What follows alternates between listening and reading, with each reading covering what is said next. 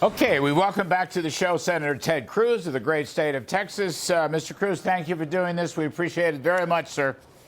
Larry, great to be with you. Thanks for having me. You bet. I want to start, I don't know if you've seen this or heard this, but Senator Grassley has released a new 1023 that's, I think he got, what he said was it's a legally protected disclosure from the Department of Justice whistleblower.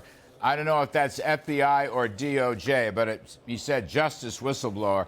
Anyway, sir, the headline here is the Bidens allegedly coerced Burisma CEO to pay them millions to help get Ukraine prosecutor fired. Now, this goes back to that earlier story that had been circulating. What I didn't realize was that the Bidens coerced them to make this payment. And by the way, for context, the $5 million to Joe and the $5 million to Hunter is inside this 1023.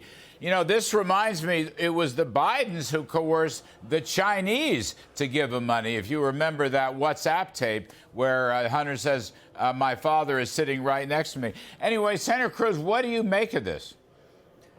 Well, Larry, I have to say, every day the evidence keeps mounting, and the evidence that is coming in is, number one, of a widespread bribery scheme of Joe Biden and Hunter Biden and the entire Biden family to extract bribes from foreign nationals, from the Chinese communists, from Romania, from Burisma in Ukraine.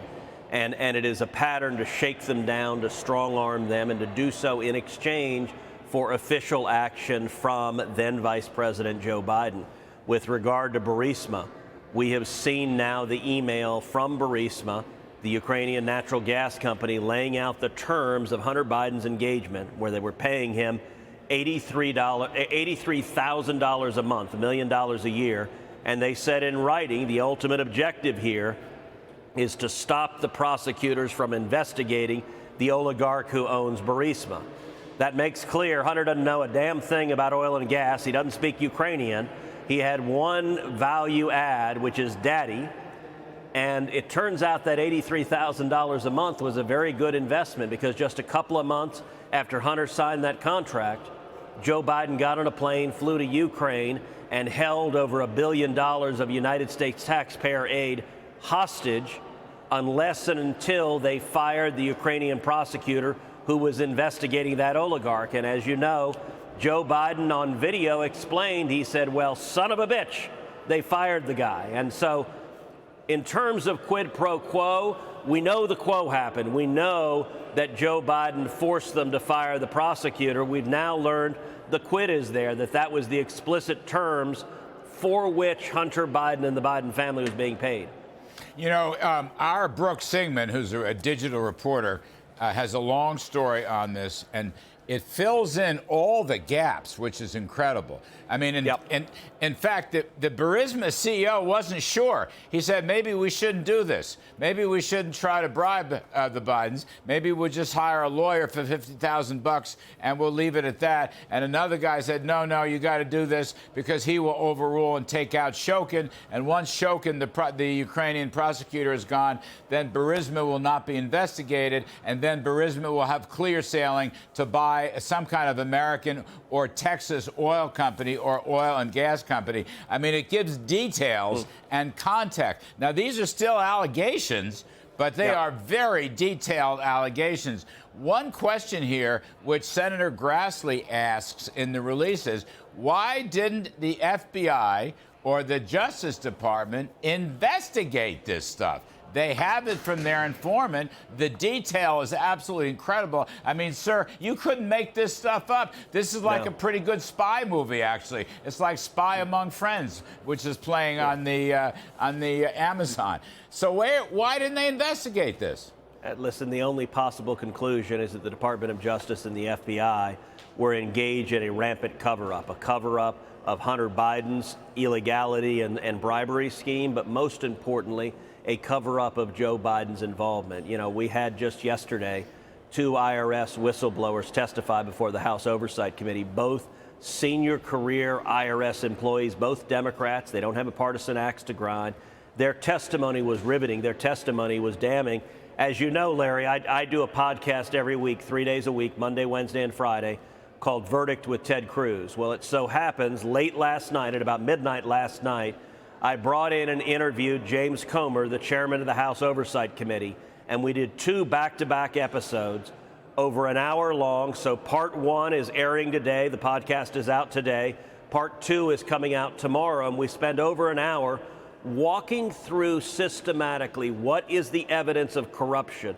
What is the evidence of corruption from the 170 suspicious activity reports that the banks filed, from the millions of dollars that were coming to shell companies that were going to the Biden family? What did the IRS whistleblowers testify to? And so today's podcast walks through for the first 30 minutes. Comer going chapter and verse. Tomorrow finishes it. It really was designed because, you know, if you're reading the newspaper or watching TV, you get just a minute or 2 about it. And if you really want to understand, you've got to do a deep dive to examine the facts and evidence.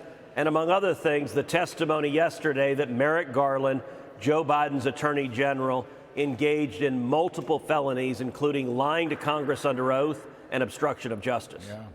You know, Senator Cruz, I'm going to dial up the podcast. I want to hear it. Jamie Comer is a friend. He's done a great job. By the way, Senator, you could get me on the podcast. I'd only ask for 8 or 10 minutes. I'm easy.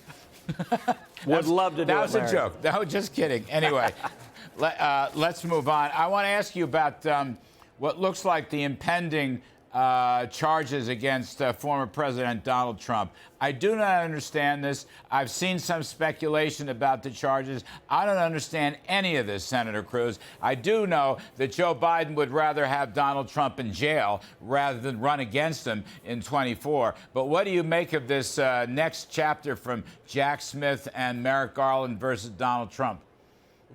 Well, unfortunately, I think it is all politics. It is the weaponization and politicization of the Department of Justice, of the FBI. Jack Smith has a long history of being a partisan. He was the one who led the prosecution against Bob McDonnell, the Republican governor of Virginia, who was at the time a credible presidential candidate, and yet Jack Smith led DOJ going against him, prosecuted, convicted McDonnell, ended up destroying his political career, and then it went to the U.S. Supreme Court, and a unanimous Supreme Court, 8-0, throughout the conviction, said that Jack Smith had wildly overreached. He has a long history of engaging in partisan politics. Actually, Jack Smith was involved in the Obama IRS targeting of conservatives. And so here, why are they going after Trump? This is not a surprise. They hate Donald Trump. Jack Smith was appointed in order to indict Donald Trump. Jack Smith was appointed in order to prosecute Donald Trump. And the reason is Joe Biden and Merrick Garland, they don't believe in democracy. Donald Trump is one of the leading candidates to be president, and they don't trust the voters to make that decision. They would rather try to take that choice away from the voters. It is a corruption of our justice system. And I'll tell you what it is. It's election interference. I think the Biden White House believes that by indicting Trump, that they help him in the Republican primary, and that may well be right. But I think they also believe that by indicting Trump over and over and over again, that they hurt him in the general election. I don't know if that's right or not, but I think that's what the Biden White House believes. Well, you know, just to continue that last point, they may think they can beat Trump, okay? But I want to ask you about Bidenomics, because right now, Bidenomics, whatever the hell that is polling around 25 to 30%. In fact, today, Biden posted a tweet that said the inflation rate is 3%. Well, that may be true for the last 12 months. But in his whole term, Senator Cruz, the CPI level is up 16%. And last week, Biden posted a tweet that said real wages today are higher than they were pre-pandemic. Well, anyway, Twitter had to say to him, no, that is factually incorrect. Actually, real wages today, after 2.5 years of Joe Biden, are lower than they were pre-pandemic. And I wanted to get your quick take on Bidenomics, because as you know, Trump is running hard, you know, drill, baby, drill, tax cuts, deregulation, and economic growth. I mean, the Bidens may be making a bad bet here with this election interference. Yeah, look, I think they are. So-called Bidenomics is the Obi-Wan Kenobi approach to economics, where what they're trying to tell, the Biden White House is trying to tell the American people is, these aren't the drones you're looking for. The inflation you see with your eyes, don't trust your lying eyes. Despite the fact that the cost of everything has gone up, the cost of food, the cost of electricity, the cost of health care, the cost of lumber, the cost of rent, the cost of mortgages, the cost of gasoline. Anyone who goes to a store any day of the week knows that. What the Biden White House is trying to say is, pay no attention to the reality you're living each and every day. We're telling you things are fantastic, and you're just too dumb to know it. And I got to say, insulting the American voters, telling them not to believe what they're experiencing, the hardship they're feeling in their own lives, I think that's a really foolish strategy, and I think it's one that is expanding the number of voters who want to change the path we're on. Yes, sir. And it has nothing to do with democracy. Senator Ted Cruz, thank you